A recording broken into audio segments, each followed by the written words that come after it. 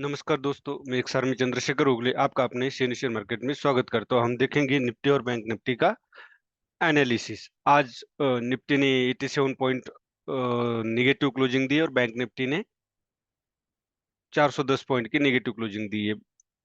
Nifty के बदौलत bank Nifty ज्यादा कमजोर नजर आई।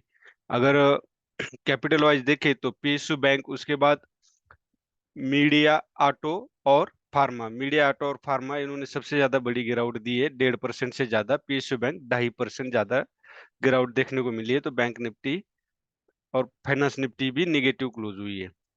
और उसके बाद मेटल और इंफ्रास्ट्रक्चर में भी गिरावट नजर आई। मीडिया और स्मॉल कैप में 1% से लेकर 1.5% के बीच में दोनों में ही गिरावट आई, इसलिए आज बहुत ज्यादा गिरावट नजर आई। सारे के सारे रेड नजर आ रहे थे। सिर्फ पॉजिटिव जो था वो एफएमसीजी और ऑटो निग्लिजिबल पॉजिटिव क्लोज हुआ। अब निफ्टी में देखते हैं। निफ्टी में हैमर कैंडल बनी है। अगर वनडे में आप देखोगे तो आपको ये नजर आएगा कि ये एक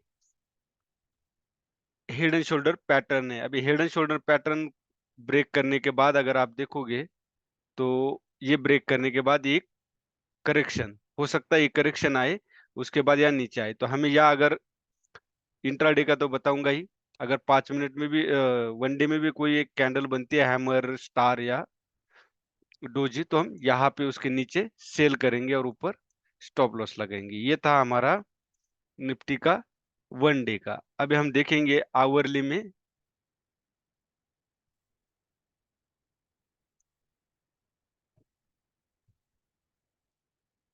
क्या नजर आता है। आवरली में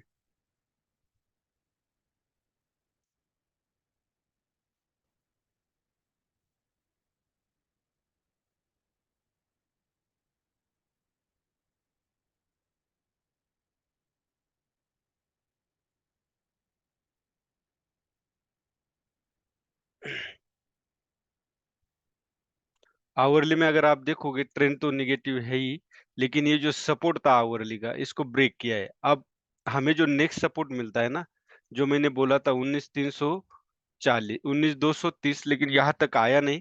लेकिन ये जरूर आएगा, यहाँ पे एक पुल बैक देने के बाद आएगा। फिलहाल अगर आप देखोगे आवरली में यू यू पैटर्न बना है। अभी यहाँ पे अगर 5 मिनट में कोई स्टार कैंडल बनती है तो हम जरूर यहाँ पे एंट्री करेंगे। ये देख सकते हैं, ये हेड एंड शोल्डर पैटर्न है। अब हम 5 मिनट में देखते हैं कि हमारा ट्रेड कहाँ पे बन रहा था, लॉजिक क्या था। अभी ये बहुत बड़ा गैप डाउन ओपनिंग हुआ था, तो यहाँ डायरेक्ट आप एंट्री करना डेंजर होता है। तो मैंने कोई कॉल या पुट नहीं दिया था, क्योंकि आप देख सकते हो इतना बड़ा स्टॉप लॉस हो जाता है, तो कैसे आप ट्रेड कर सकते हो। उसके बाद अगर आपका कोई ट्रेड बनता था तो इस कैंडल के नीचे ट्रेड बनता था, इस कैंडल के नीचे यहाँ पे। क्योंकि ये मैं हमेशा बताता हूँ राइजिंग फ्लैग था। जब मार्केट गिरता है तो राइजिंग फ्लैग, राइजिंग वेज बनता है। और हम देखो यहाँ पे एक ग्रीन कैंडल दिए, रैली, सॉरी ड्रॉप, बेस, यहाँ बेस बनाया और इसके नीचे हमने सेल करना था और इसके ऊपर हमारा स्टॉप लॉस, छोटा सा स्टॉप लॉस होता। उसके बाद हमारा इस कैंडल के ऊपर एक कॉल बनता। क्यों बनता? इस ट्रेंड लाइन को ब्रेक करने के बाद एक पुल बैक आया और उसके ऊपर हमारा कॉल बनता और ये हमें ये टारगेट मिलता। ये था निफ्टी का एनालिसिस। उसी तरह हम बैंक, सॉरी, अभी कल के लिए मैंने यही बोला है, अगर यहाँ पे कोई हमें इस लेवल पे कोई एक स्टार कैंडल या कंसोलिडेशन मिलता है तो हम यहाँ पे पुट साइड बैठेंगे और टारगेट हमारा यही होगा 19,340। और यहाँ कंसोलिडेशन देके ब्रेक करेगा तो 19,230 हमारा टारगेट होगा। अगर मार्केट को ऊपर जाना है तो यहाँ कंसोलिडेशन होना बहुत जरूरी है। अगर ऐसे डायरेक्ट ऊपर जाता है 19,480 ब्रेक करके, तो समझ लो ये फेक ब्रेकआउट होगा। हो सकता है मार्केट 500 तक आ जाए, 520 तक भी आ जाए इस ट्रेंड लाइन तक। तो हमें 500 के पास अगर कंसोलिडेशन देके ब्रेक करता है तभी हम उसमें एंट्री करेंगे, अदरवाइज अप साइड एंट्री करना हम अवॉइड करेंगे।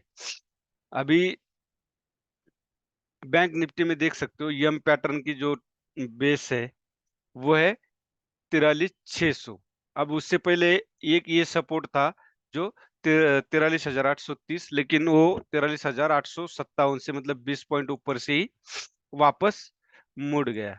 और सपोर्ट लिया। अब ये जो एरिया है ये पूरा बायर्स का एरिया है, हो सकता है यहाँ से अप साइड भी जाने की संभावना है, क्योंकि यहाँ साइकोलॉजी भी काम करती है।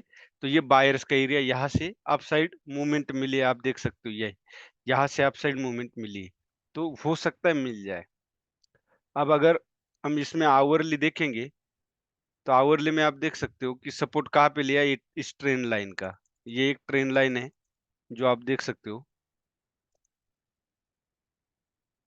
ये देख सकते हो, ये एक ट्रेन लाइन है जिसका सपोर्ट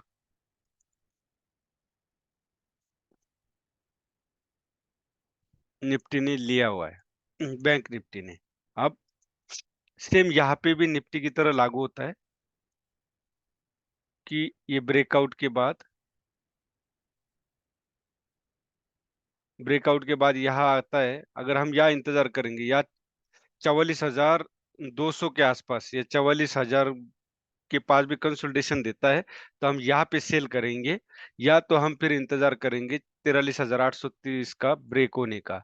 अदरवाइज ये थोड़ा कंसोलिडेशन करने की भी संभावना है।